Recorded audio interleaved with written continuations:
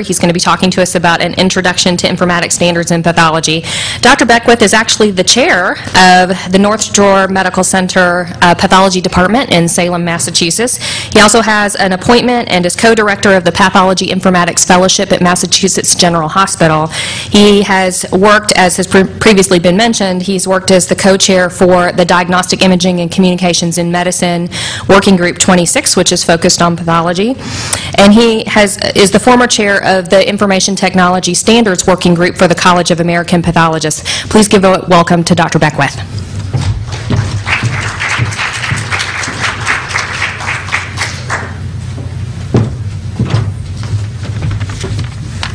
Good morning. Thank you, Alexis. It's a kind introduction.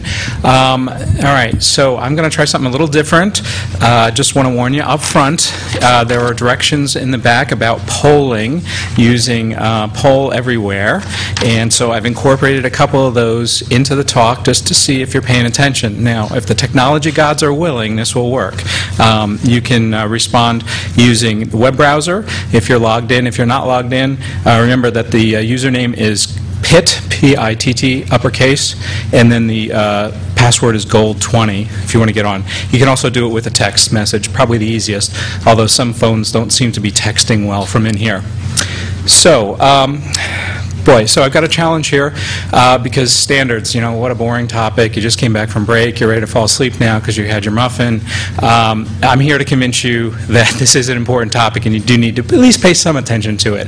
I think if you do have a future in pathology informatics, you do need to, at a minimum, be aware of these standards that are going to be relevant to your professional life and your laboratory's operation.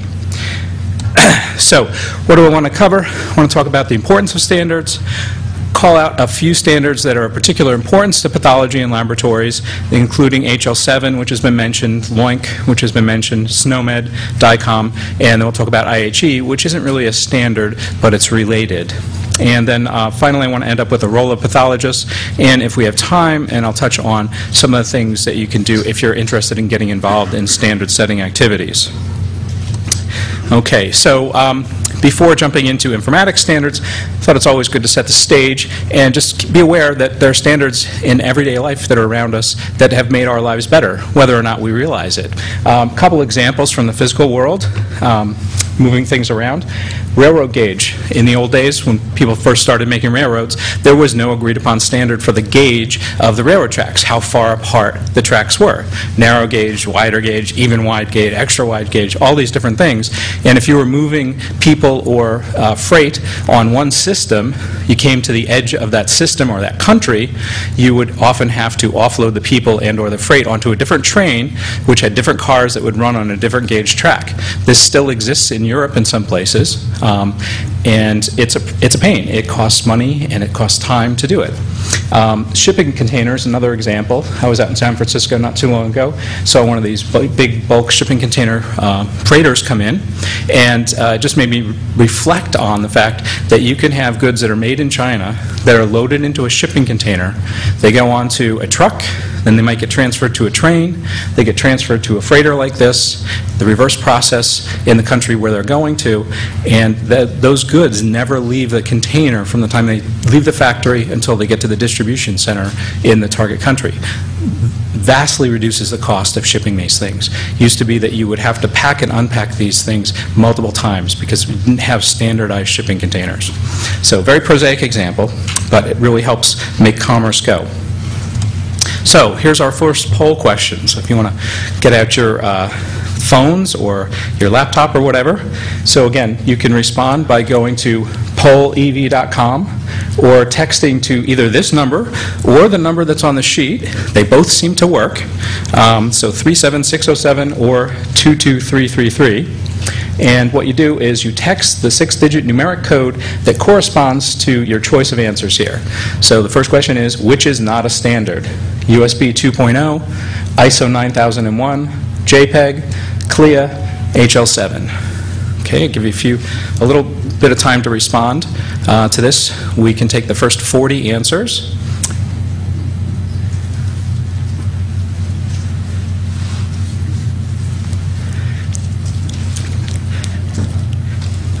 Alexis is giving me the eye. There is actually a graph that's going to show it, but it's on the next slide. And I want to give people a chance to answer without being affected by how the others are answering, because it updates in real time and I can't control when it actually displays the responses. All right, so let's cross our fingers, hope this works. There we go, excellent. So 77, and it takes a little while for these to register. My kids helped me out while I was trying this, and they loved it. And in fact, I'm glad they're in school now so that they're not infiltrating our poll. So the correct answer is CLIA. These are federal regulations in the US. All of these other things are standards, actually, including HL7. So that leads us to the question, what is a standard?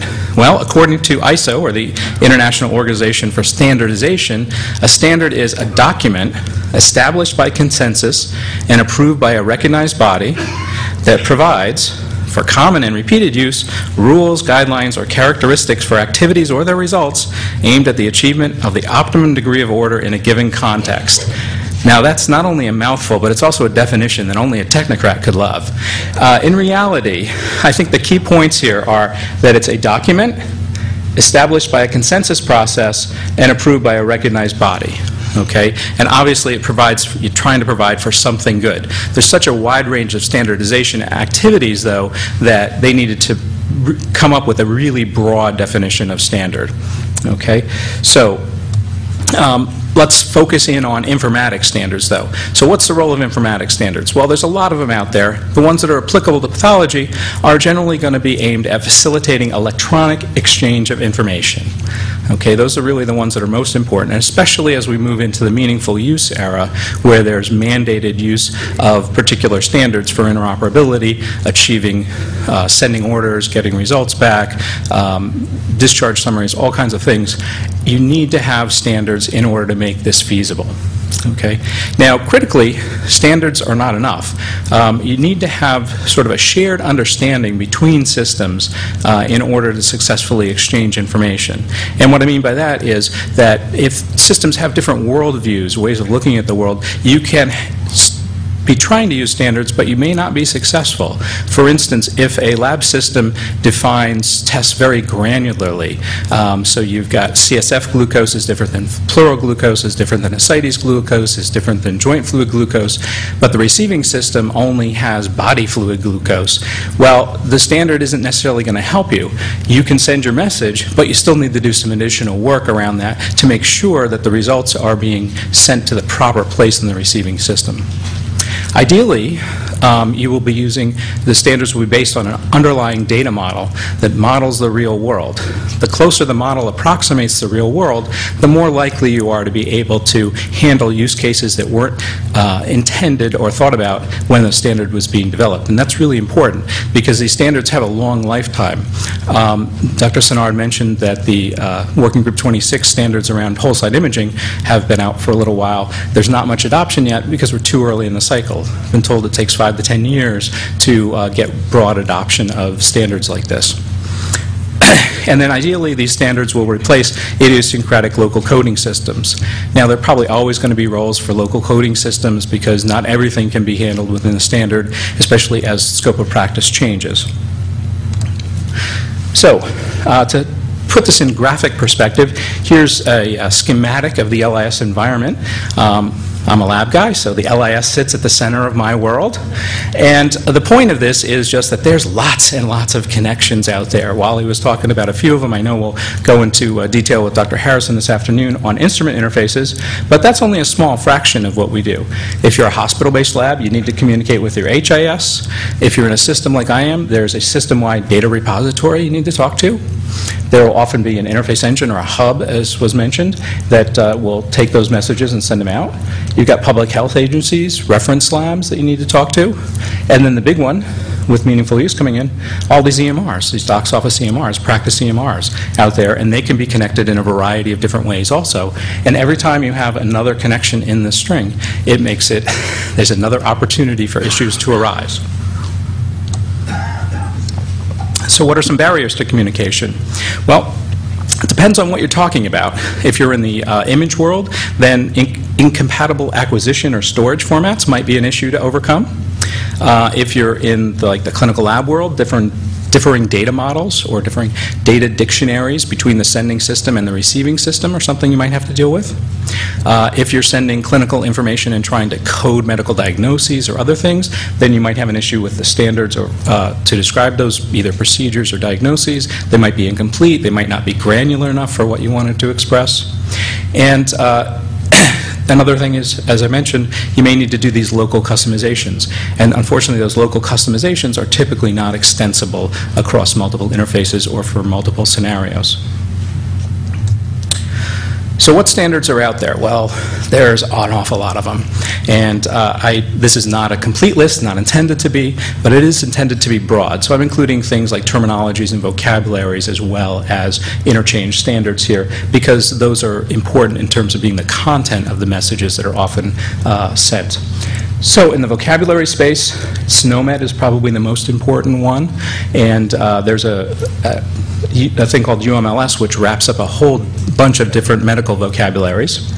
In the billing space, there's CPT and HCPCS, which talk about the medical procedures that have been performed, and there's 5010, which deals with the format of sending those information messages.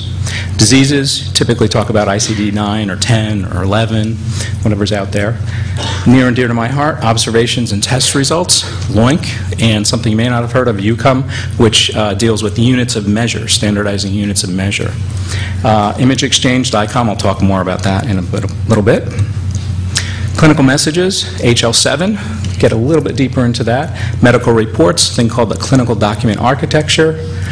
Content of medical reports, pathology reports in particular. Electronic cancer checklists. Instrument interfaces, ASTM, CLSI, POCT, ABC, whatever. There's all kinds of acronyms out there.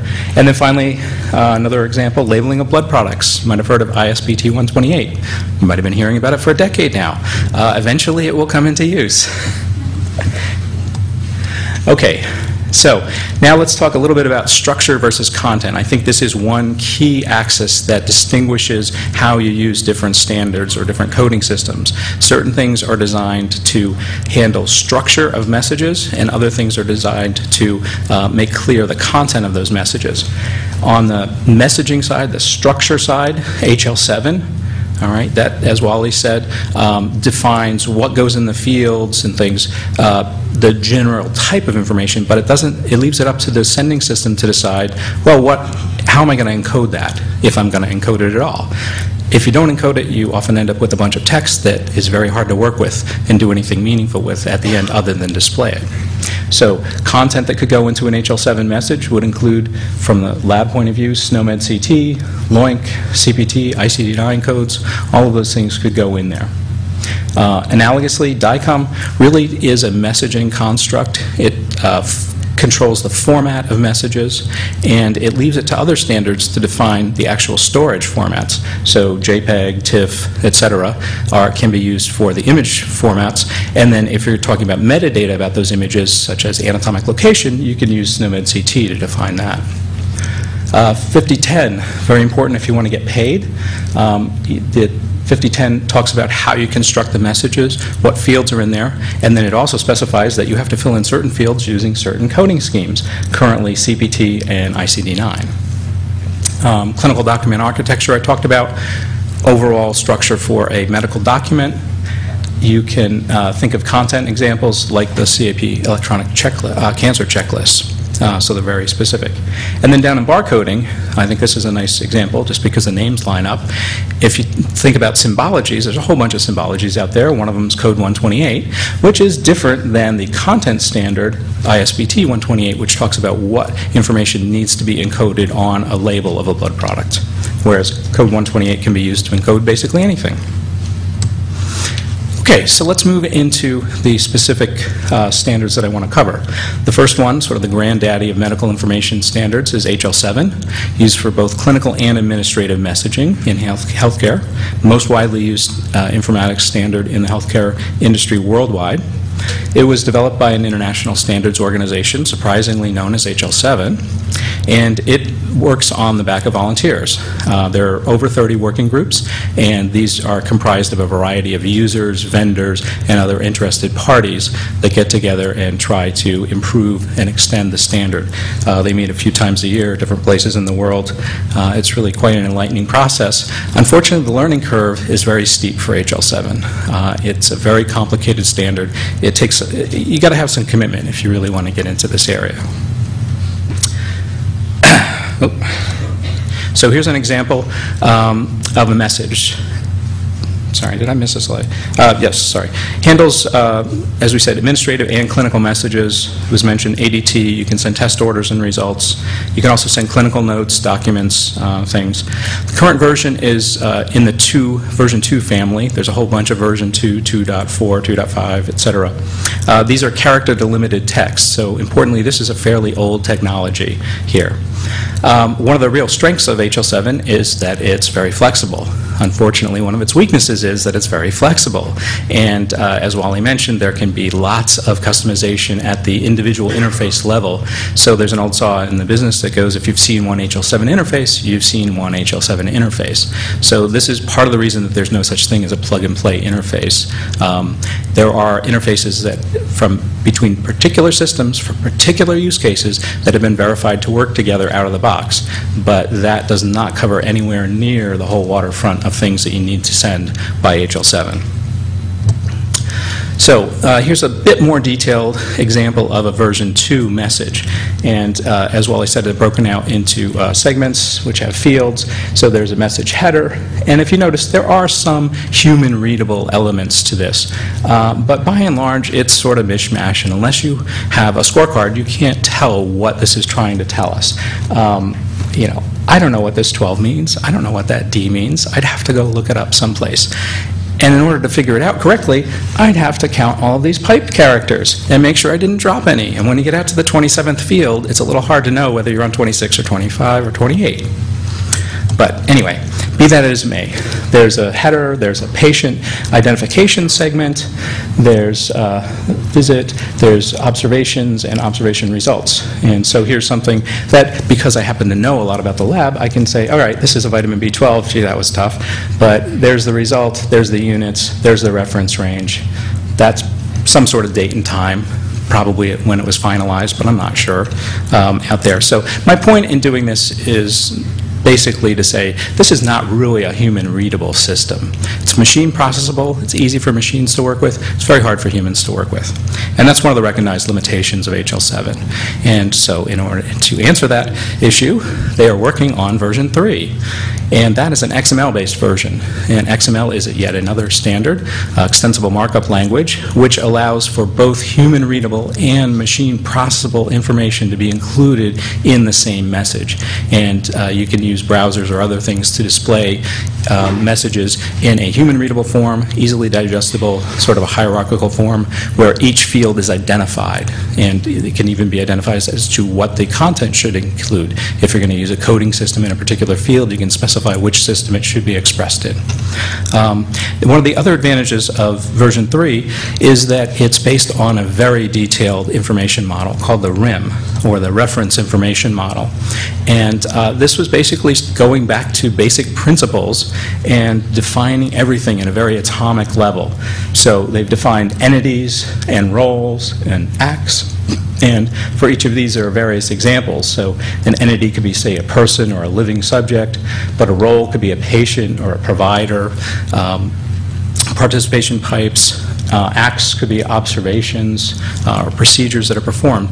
And by starting with this very detailed model, as I said, it allows you to extend the standard very easily. So you're not limited to just the particular use cases that you were trying to solve. The version 2 of HL7 came out more of people trying to solve practical problems. I got to send an orders message. I got to send a results message. And they focused just on what was needed for that message at that particular point in time using their particular resources. This tries to go from the ground up and say, well, what could we use? What attributes are there? We need to have a place for them. So even if they're not defined, they'll be able to add them in later. Okay, so HL7 developed the clinical document architecture. It's in some respects an extension of HL7. It's a XML-based standard for documents, clinical documents. Originally thought one of the main use cases would be discharge summaries, where you have somebody who's transferring their care from one organization to another. You need to pass along a whole bunch of information in a summary format. You don't want to just download the whole medical record and say, yep, here you go, there it is, 100 pages, wade through it. By that time, the patient has changed their clinical situation and might be in dire straits. So basically, this was envisioned as a method for inter-enterprise information exchange, but if you have use cases, you could certainly use it for intra-enterprise data exchange. There's no restriction on the things that can be done with it in that sense. Not very widely used in the U.S. There are some places that are using it, but I think as we see the rise of regional health information organizations and other large-scale data aggregators, there will be a move toward using CDA. Okay, time to move on to our next poll. Make sure you're awake here. We're about to start the LOINC section, so before we do that, I think it would be a good idea to know, what does LOINC stand for? And luckily, Wally didn't give away the show in his talk. So your choices are Laboratory Observations Integrated Numeric Codes, Logical Observation Identifiers Names and Codes, Laboratory Orders and Numeric Codes, and Local Obscure Idiosyncratic Number Codes. Okay. So I'll give you a few seconds here.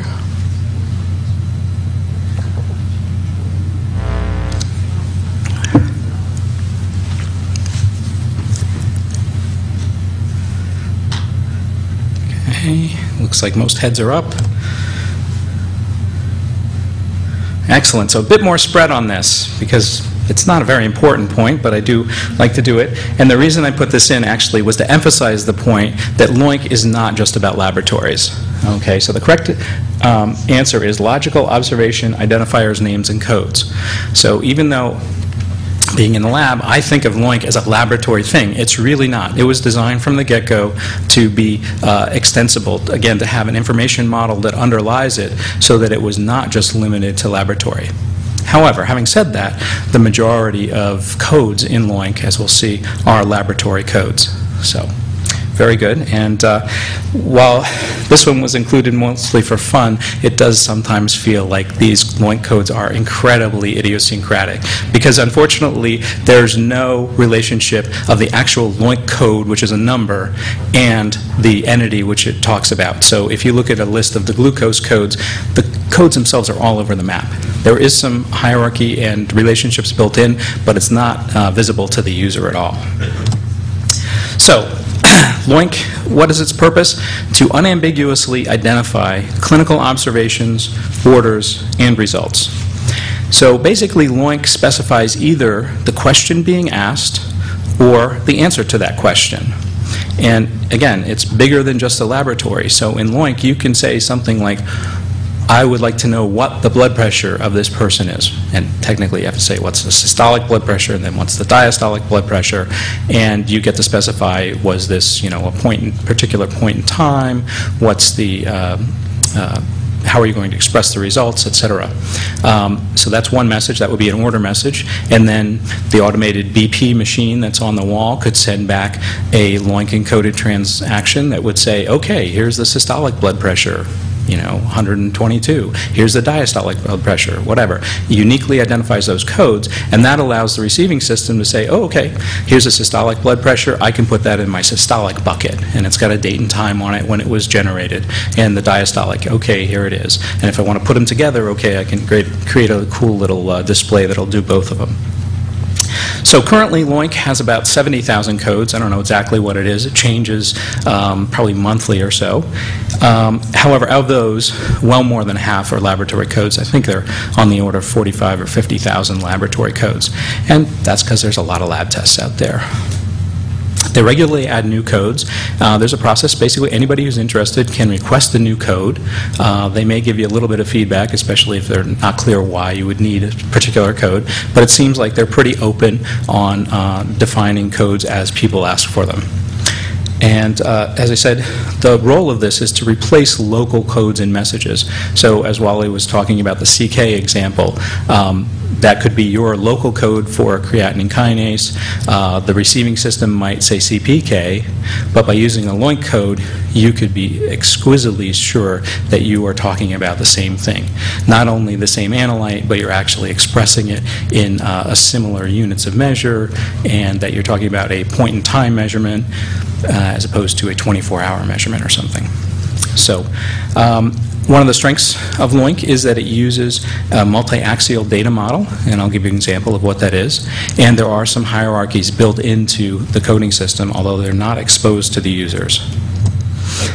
So, some pros and cons of this. Not everybody likes LOINC. It's intimidating when you first start to use it, and with 70,000 codes, it can be a chore to choose the proper codes. And of course, since there are so many, if you choose the wrong one, it can have unexpected effects in the downstream systems.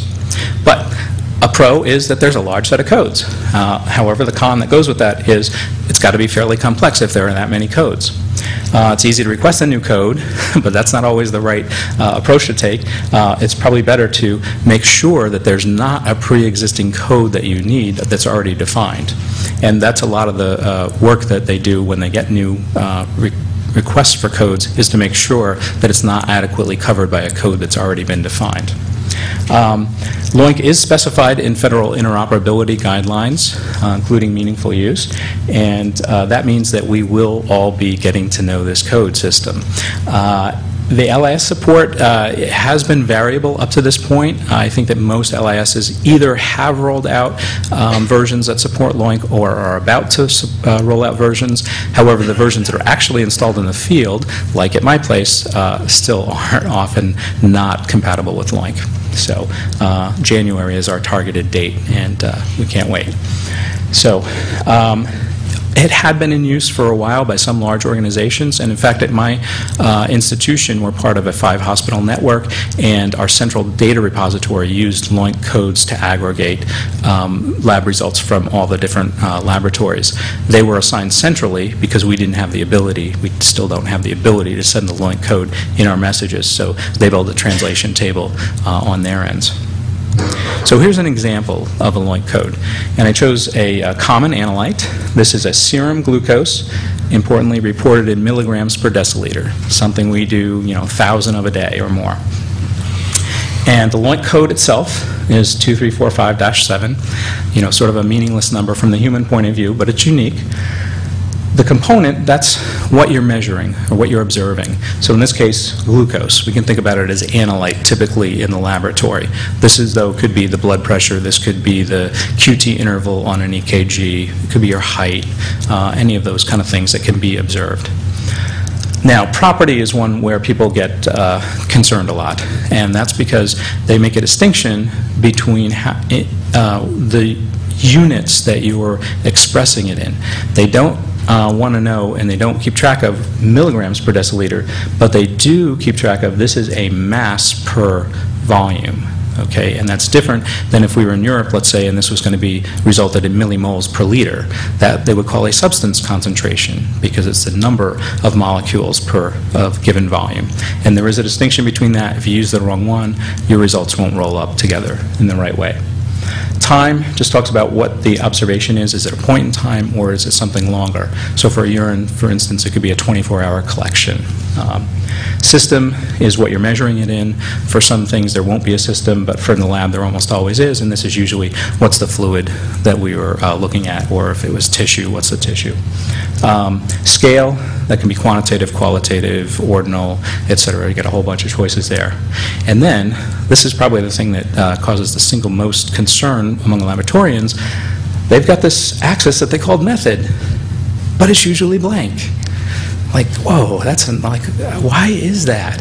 Well, and that was done particularly because they didn't want to get too detailed here. So they didn't want there to be separate codes for Roche glucose versus Beckman glucose versus Olympus glucose. For things that are close enough, where there's either good standardization or relatively good standardization, the method code is usually left blank. All right, now there are exceptions. Even in the glucose world, there are codes where the method is specified, but they tend to be things like point of care, or a test strip, or home meter, as opposed to a laboratory instrument. So lab codes generally assume that the result is coming from a central laboratory, and if it's not, then you may use something in the method field. And part of the reason that they do this is there are other ways to express what the method is. So for instance, in HL7, you can use a different field to express what the method is, say if you're doing a tumor marker. Okay? And the other thing that's not included here is reference range. They're not trying to standardize across reference range or normalize reference ranges here. So that information can be sent using a different field. Okay, so let's move on to SNOMED. SNOMED stands for the Systematized Nomenclature of Medicine - Clinical Terms. And this is something that largely came out of pathology, was based on the Systematized Nomenclature of Pathology developed by the CAP in the 60s. And this latest version, the CT part of it, is due to a merger with the UK-developed READ codes, or clinical terms. And so this is probably the broadest medical vocabulary available right now.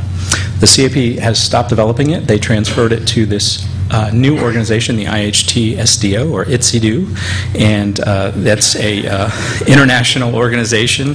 I think they could use some work on their acronym finding skills, but that's what it is. Now, the reason that SNOMED CT is so powerful is it's very broad. It's got a lot of concepts defined, over 300,000 concepts, but more importantly, it's got over 1 million semantic relationships between these concepts, and that's what's really powerful for machine processing, because, again, they started from an information model, they decided which axes they needed, and they made those axes hierarchical, and they created relationships between the various levels of the hierarchies. So this allows for very detailed coding and inferences to be made. So what are the axes? There's about a dozen of them, and some of them are pretty intuitive, others are not quite so intuitive. So things like clinical findings or disorders, not surprisingly, there's a hierarchy for that. Procedures being done, there's a hierarchy for that. Observable entity, that's one that takes a little time to get your head around, but primary tumor size, gender would be examples. Of course, coming out of pathology, there had to be a good anatomic or body structure hierarchy, so that's very well defined. Organisms, especially microbiologic organisms, but there's others as well. You know, coyotes and other things are all defined in this. Substances, biologic processes, again, pathology background, so there's got to be a specimen hierarchy here. Physical objects, physical forces, environments or locations, social context, things like occupation, lifestyle, are you an IV drug user, things like that can all be encoded in here. So this really lets you code a concept across multiple axes, so you can distinguish a motor vehicle accident that was the result of hitting a moose from a motor vehicle accident that you hit a bridge abutment while you were driving while you're intoxicated, for instance. So very detailed. Contrast this to ICD-9. You have nowhere near this richness of expressing yourself. So I know it's hard to just look at these slides and say, all right, what does that really mean? So I'm trying to give you an example here. So let's take the example of pneumonia due to Klebsiella pneumoniae. Okay, so that's a concept that you can express easily in SNOMED, and I chose it because it's just sort of a binary concept. Encoded within SNOMED is the knowledge that this pneumonia is caused by this organism. Okay, and not only that, it's also encoded in SNOMED, in these semantic relationships, that this is a disorder in the disorder axis that's a bacterial pneumonia, that's a disorder of the lung, which is a disorder of the thorax. Okay, and on the organism axis, it recognizes that Klebsiella pneumonia belongs to a certain genus and family, order, and at the top is a gram-negative bacterium. So, even though there's not a direct link between, say, disease of the lung, infectious disease of the lung, and gram-negative bacteria, you can easily imply that this pneumonia from Klebsiella is an infectious disease of the lung caused by a gram-negative bacterium. So any system that fully uses SNOMED can do this kind of processing. So that's very powerful because, as we all know, people don't always express concepts in the same exact way. Okay, so last poll question here, sort of trying to make sure you're awake here. Which coding standards are included in meaningful use? This can be any phase of meaningful use. I already mentioned at least one. So the choices are LOINC, SNOMED, CT, both, or neither.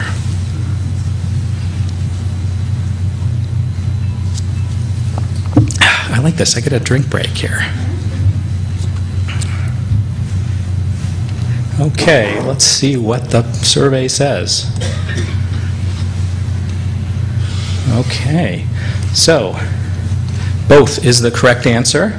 Definitely some people were paying attention because I mentioned that LOINC was, but in fact SNOMED CT is going to be required to express organism identification in phase 2 of meaningful use. So some of us certainly wish that it would be neither because there's a lot of work that's going to need to be done, especially to load up all the SNOMED codes for all the possible organisms there, and this is not something that all lab systems necessarily provide. So good job on that.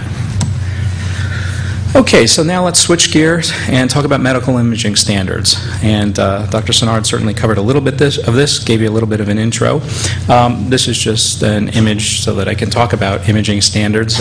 If you're from a hospital, you probably have a system like this, which is basically a digital front end to your PACS or a viewer for your PACS. And you can have X-ray images, CTs, MRs, everything in there. What I would like to see in the future is that there's whole slide images or static images displayed there right along with the radiology images. So the relevant standard here is DICOM, or Digital Imaging Communications in Medicine, and it's a communication standard. And importantly, it's a very high-level standard, and it's a conceptual standard. We're on the third version of DICOM. The first two were failures. The first one talked about pin layouts and voltages and things, okay? To be successful, these standards have to rise above that. Stop worrying about the physical interconnectivity, assume that that's going to be taken care of by other standards, and worry about the content of these messages. So DICOM is really about metadata. So how you label the images. What was the patient? What was the context in which this was obtained? Was this a spiral CT, a regular CT? Was it with contrast, without contrast? What was the agent? All those kind of things. Why was the study done? Those are the sorts of things that you can express in DICOM. So it facilitates interchange, and importantly, a lot of people think that it mandates internal storage formats. It doesn't. It mandates formats, file formats for transferring images, but in the PACS or in the CT or MR, there's typically proprietary formats that are used because they've got additional features or functions that are useful, and you only need to transform it to, say, JPEG, JPEG 2000, TIFF, whatever it is, if you're going to interchange it according to the DICOM specification. So a lot of times what's happening is in a PACS system, it'll be stored in some internal format, and then you transcode that into, say, JPEG, send it across in a DICOM message, it gets to the receiving system, it will transform that again into something that it can use and display it to you, for instance. So it's all about the interchange, not about what's happening in the devices themselves. Image object definitions are central, and again, this doesn't mean so much the JPEG or the TIFF, but rather the metadata that's around those images so that you can provide context for them. As was mentioned, this is widely adopted in radiology. However, radiology, as has been mentioned, is not pathology, and there are different needs there. The other thing that was not intuitive to me, at least when I first started working with DICOM, was that DICOM importantly addresses workflow as well as images. So in DICOM, they have similar things to work lists in the clinical laboratory, where they have a schedule of patients that are coming in to get a CT, let's say, and they might have 5 CT scanners. So they can download to all the CT scanners, okay, here are the patients for today, and this is what study they're expected to get. So that's all available. So it's sort of the broadcast model that you can do. And then when the patient actually shows up, they can upload the images or the various other information back to the radiology information system. So, pathology actually has a fairly long history within DICOM. There was a supplement called the Visible Light Supplement, which was intended to be all things to all people, which of course never works. And this was approved in 1999. And from the pathology point of view, this was incomplete, and therefore it was rarely used. It worked well for certain other specialties, but not for pathology. And the main reason was it didn't support the complexity of pathology practice. Okay, and I'll give you a graphic to explain that a little bit more. But anyway, with the rise of whole slide imaging, everybody getting interested in it in the research side, it became clear that there was going to be a need for clinical exchange of whole slide images. And that was something that DICOM could not handle. Not only did they not have an image object definition, that's pretty easy to solve, but importantly, whole slide images are too big for DICOM. There are some built-in limits to the pixel dimensions of images in DICOM, and whole slide images break those limits very handily. Even though I'm sure at the time they said, who would need more than 64,000 pixels in a single dimension? Well, whole slide images do. So, in response to this, a new working group was created in the fall of 2005, and it meets 3 or 4 times a year, and in fact they are meeting 2 rooms down that way right now. And it's made up of vendors, representatives, users, PACS vendors, whole slide imaging vendors, and others. And there are typically at least 2 or 3 pathologists in the room, and that's really important. Researchers, others are welcome. Anybody who's got an interest is welcome to join these. These are open meetings. You just have to contact the chair people, and they've all got websites. Very easy to get involved.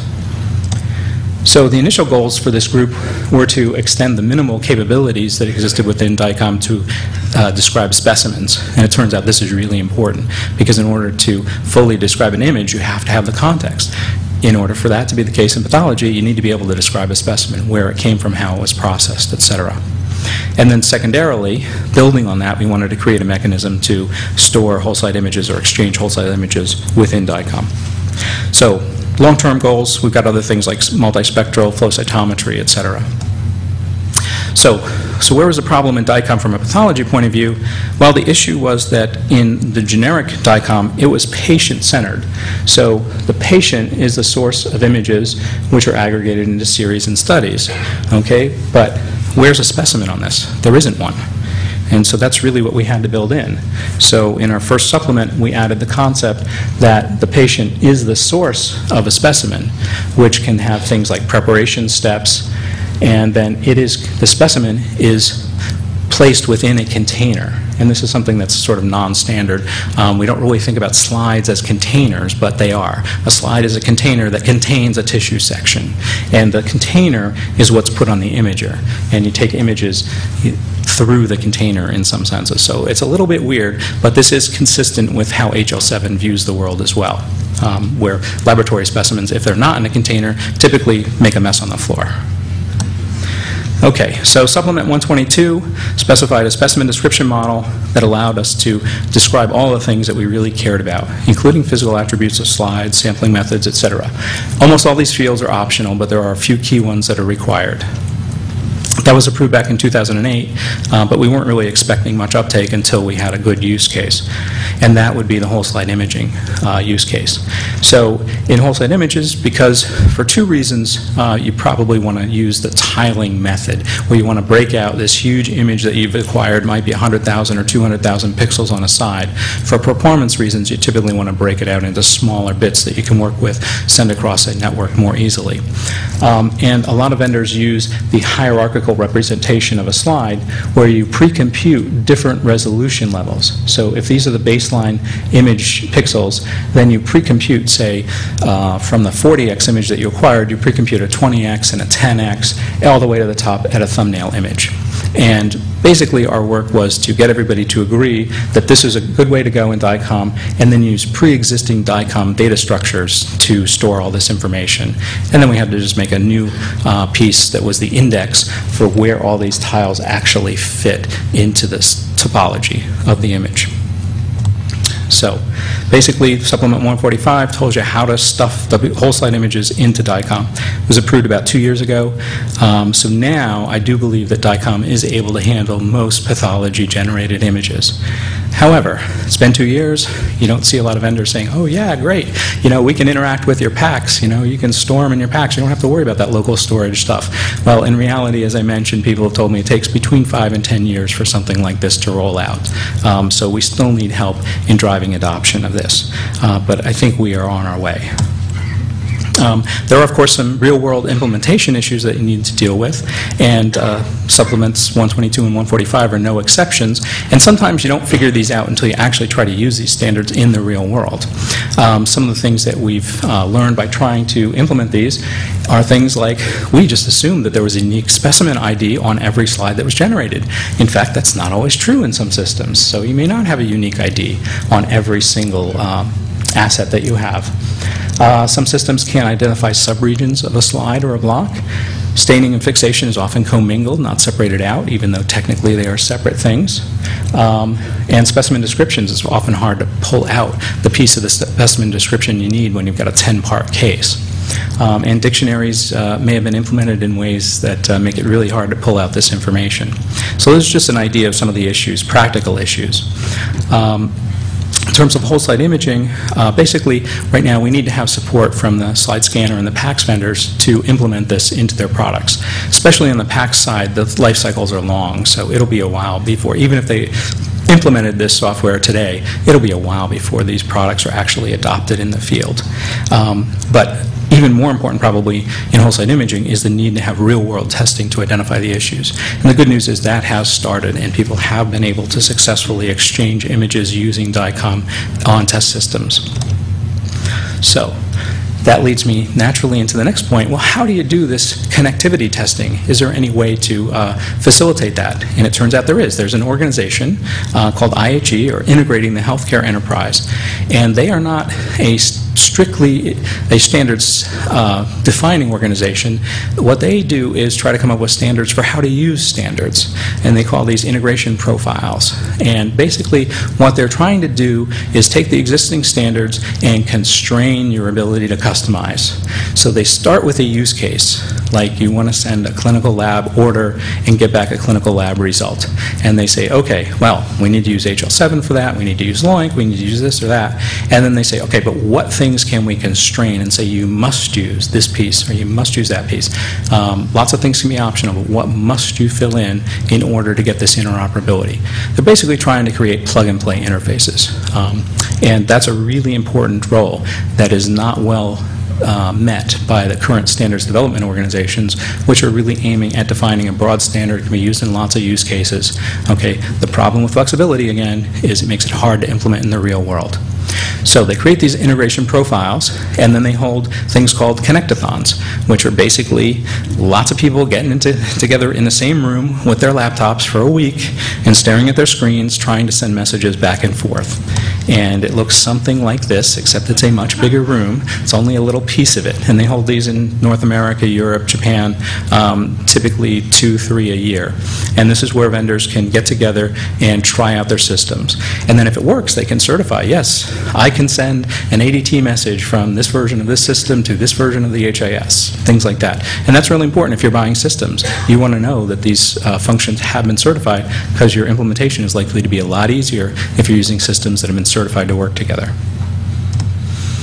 Okay, so IHE has multiple domains, as they call them. Pathology and lab are two of them, and they're working on the pathology technical framework and integration profiles for common things in anatomic pathology.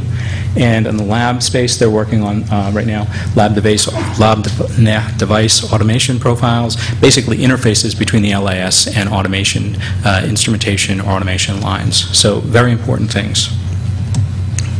So, in the last little bit, I want to talk about what are the roles of pathologists here, okay? Because, this is all well and good, and you might need to know this for a board exam or whatever, but are there any real-world things that would be important for pathologists or laboratorians in the standards area? And I do think there are. Now, my bias, I've been involved in standards development, so I think that's actually a really important role for some pathologists to step up and take on.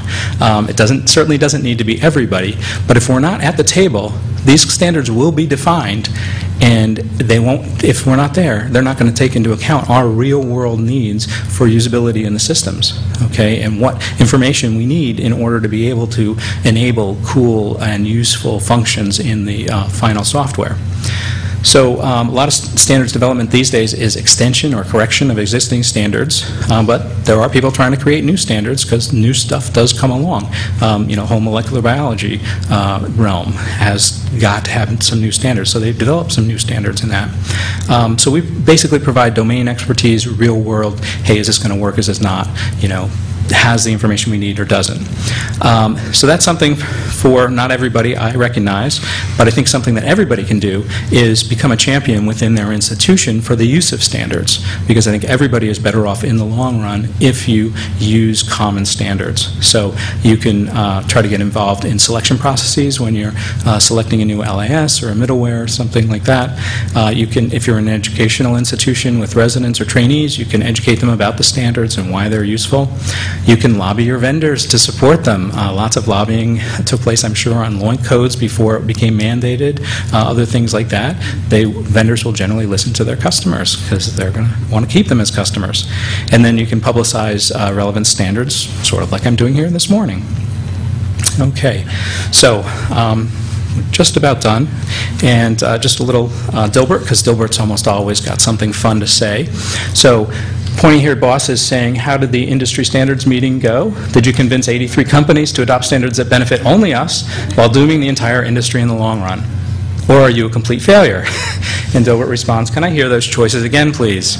Okay, so in reality, while it might seem like this may be how the world runs, in my experience, at least within DICOM, the vendors recognized that it was in their best interest to create a standard and create a standard early and try to drive adoption within the industry.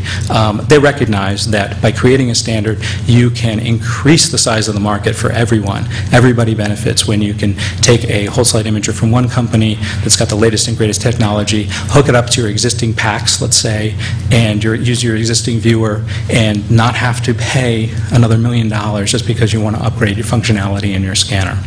So I think that that's been a very good experience for me personally, and I think that pathology in general will be well served by these standards setting activities. So I wasn't sure if I'd have enough time or if the polls were going to work. So I had a couple slides that I'm not going to have time to cover, but they will be in the handouts on the web.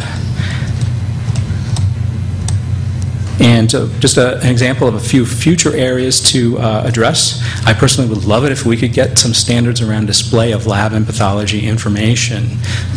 Every EMR seems to do it differently, and if we could come up with not one, but a few sets of standards, I think that would go a long way toward helping clinicians out. I mean, just think about all the ways that systems express a critical value. I've seen it be color, I've seen it be asterisk, I've seen it be H, CH, HH, there's all kinds of things out there. If we could come out to one or maybe two standards, everybody would know it, and it wouldn't be a problem. Container labeling, I know there's some work on this. I would love to see a universally unique ID on tubes, so you'd never have to worry about a tube having the same number, even if it's coming from a different institution. Content of RFID, histology equipment communication, as we're doing more and more things in the histology equipment, I think there's a need for getting better communication protocols for them. So there's lots of work out there to do. Okay, and in summary, I think I've tried to express to you that interconnectivity is really becoming essential and ubiquitous, and we have to get on the standards bandwagon, at least for implementation within our own institutions. Otherwise, we're never going to keep up. With the number of interfaces that I'm being asked to do or redo, without the standards, it would just be an overwhelming task. So the good news is there are lots of standards out there. The bad news is there are lots of standards out there. You have to choose carefully. I think it makes sense to follow IHE protocols where they're available. And if they're not available, you can get involved and help define them. And so with that, I am finished, and I'll be happy to take any questions. Thanks.